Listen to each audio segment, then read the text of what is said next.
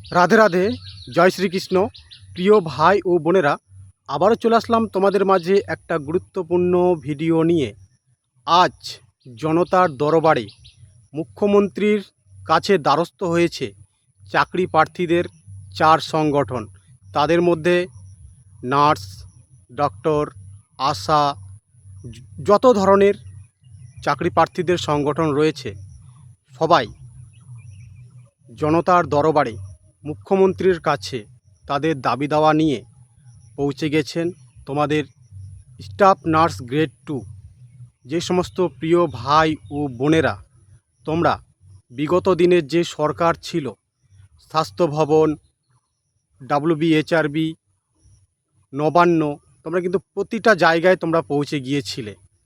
আজ আমাদের প্রিয় ভাই ও বোনেরা জনতার দরবারে তাদের ডেপুটেশন নিয়ে পৌঁছে গিয়েছে মুখ্যমন্ত্রীর কাছে তাদের আবেদন জানানোর জন্য। তো তাদের দীর্ঘদিনের যে লড়াই এখনও কিন্তু থেমে নেই, তারা কিন্তু লড়াই চালিয়ে যাচ্ছে তোমাদের জন্য। যে সমস্ত প্রিয় ভাই ও বোনেরা শর্ট লিস্টেড হয়ে আছো, তারা কিন্তু চেষ্টা চালিয়ে যাচ্ছে। শেষ অবধি কী হয় তোমরা দেখতে পাবে।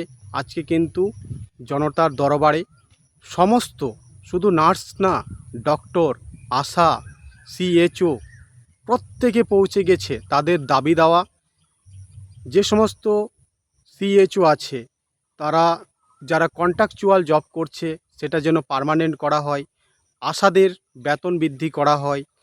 তারপর স্টাফ নার্স গ্রেড 2 যে সমস্ত প্রিয় ভাই ও বোনেরা আছে, তাদের একটাই দাবি, শর্ট লিস্টেড ক্যান্ডিডেটকে যেন নিয়োগ দেওয়া হয়। তার সাথে সাথে তাদের এটাও দাবি রয়েছে প্রতি বছর যেন রিক্রুটমেন্ট করা হয়। এই দাবি নিয়ে তারা কিন্তু আজ পৌঁছে গেছে মুখ্যমন্ত্রীর দরবারে। এই যে শেষ চেষ্টা, তো তোমরা তো অলরেডি জেনে গেছো যে তোমাদের 3 মাসের মধ্যে নতুন রিক্রুটমেন্ট আসতে চলেছে।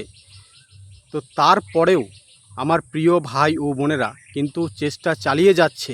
যদি মুখ্যমন্ত্রীর কাছে গিয়ে কোনো ধরনের সুরাহা হয়, যদি আমাদের রাজ্যের মুখ্যমন্ত্রী ভাবে যে হ্যাঁ, ছাত্রছাত্রীদের সেকেন্ড লিস্ট বের করে তাদের নিয়োগপত্র দেওয়া যায়, সেটা যদি আমাদের রাজ্যের মুখ্যমন্ত্রী ভাবে, তো এটা কোনো ব্যাপারই না। তারপর আশা, CHO, তাদের যদি বেতন বৃদ্ধি, আবার যারা কন্ট্রাকচুয়াল আছে তাদের যদি পার্মানেন্ট করা হয়, আবার যদি পর্যাপ্ত পরিমাণে ডাক্তার নিয়োগ করা হয়, এই ব্যাপারটাও কিন্তু দেখছে। তারপর আদার্স আরও যে সমস্ত সংগঠনগুলো রয়েছে, পুলিশ রয়েছে, তো সেগুলোও কিন্তু আজকে তারা কিন্তু সেই জনতার দরবারে পৌঁছে গেছে। কারণ আমরা জানি 2024-এর যে WBP কনস্টেবল যে রিক্রুটমেন্ট, সেটা কিন্তু এখনও পেন্ডিংয়ে রয়েছে। ফিজিক্যাল হয়ে গেছে, ইন্টারভিউ হয়ে গেছে, রিটেন এক্সাম হয়ে গেছে, সব কিছু কমপ্লিট হওয়া সত্ত্বেও 2024-এর রিক্রুটমেন্ট, এটা 2026 মে মাসের আজ 25 তারিখ, আর সেই রিক্রুটমেন্টটা ছেড়েছিল 2024-এর মার্চ মাস। তাহলে 2 বছর 3 মাস হতে চলল। সেই রিক্রুটমেন্টটা বিগত দিনের যে সরকার, তোমরা জানো বিগত দিনের সরকার, আমাদের রাজ্যের যে সরকার ছিল, তারা কি অবস্থা করেছিল। সেই রিক্রুটমেন্টটা আজ পেন্ডিংয়ে রয়েছে। তারাও গেছে, সবাই গেছে আজকে 4 সংগঠন। তো আমাদের রাজ্যের মুখ্যমন্ত্রী জনতার দরবারে সবার কথাবার্তা শুনবেন, সবাইকে টোকেন দেওয়া হয়েছে। সবাই, প্রত্যেকের যে সংগঠন সেখান থেকে 2 জন করে যাবে। তো দেখা যাক আজকে জনতার দরবারে তোমাদের যে সমস্ত প্রিয় ভাই ও বোনেরা স্টাফ নার্স গ্রেড 2-র জন্য লড়াই করছো, শুধুমাত্র শর্ট লিস্টেড ক্যান্ডিডেটদেরকে নেওয়ার জন্য, তোমরা কতটা এগিয়ে যেতে পারছো। আর হ্যাঁ, তোমাদের তো নতুন রিক্রুটমেন্ট আসছে, কোনো ব্যাপার নেই, তোমরা নিজেদের প্রিপারেশন নিতে শুরু করো। হ্যাঁ, লড়াই চালিয়ে যেতে হবে শেষ অবধি।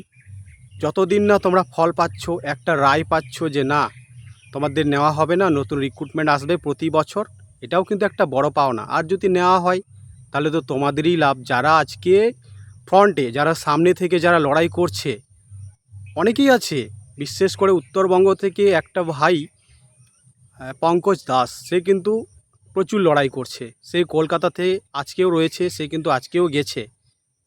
এই লড়াইটা কিন্তু শুধু পঙ্কজ দাসের না, আরও তোমরা অনেকেই আছো যারা শর্ট লিস্টেড রয়েছো। তোমরা বাড়িতে বসে রয়েছো, ভাবছো, দেখছো, মোবাইলে দেখছো, তারপর হোয়াটসঅ্যাপে গ্রুপে দেখছো। তোমাদেরকেও কিন্তু রাস্তায় নামতে হতো। যাই হোক, কেউ তো সামনে থাকতেই হবে। তো আমি ওই ভাইটাকে স্যালুট জানাই যে বিগত দিনে 2026-এর নতুন সরকারের আগে যে সরকার ছিল তার আমল থেকে কিন্তু স্বাস্থ্য ভবন, West Bengal health recruitment board, Nabanna সব জায়গায় কিন্তু তারা তাদের ডেপুটেশন নিয়ে পৌঁছে গিয়েছিল শুধুমাত্র সেকেন্ড লিস্ট বের করার জন্য।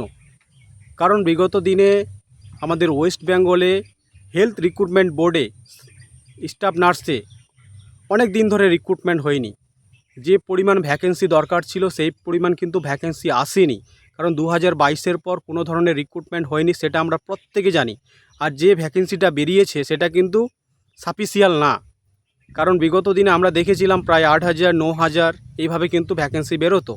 আর এইবার 2026-এ যে নিয়োগটা হলো, 2025-এ যে ভ্যাকেন্সিটা হলো, প্রায় 5,000 প্লাস কিন্তু ভ্যাকেন্সি হয়েছে বিএসসি নার্সিং আর জিএনএম মিলে।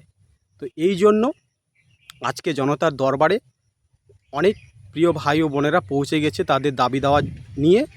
জনতার দরবারে মুখ্যমন্ত্রীর কাছে তারা তাদের আবেদন আর্জি জানাবে। দেখা যাক কী হয়। যদি সেকেন্ড লিস্ট নেয় তো নেবে, না নিলে কোনো ব্যাপার না।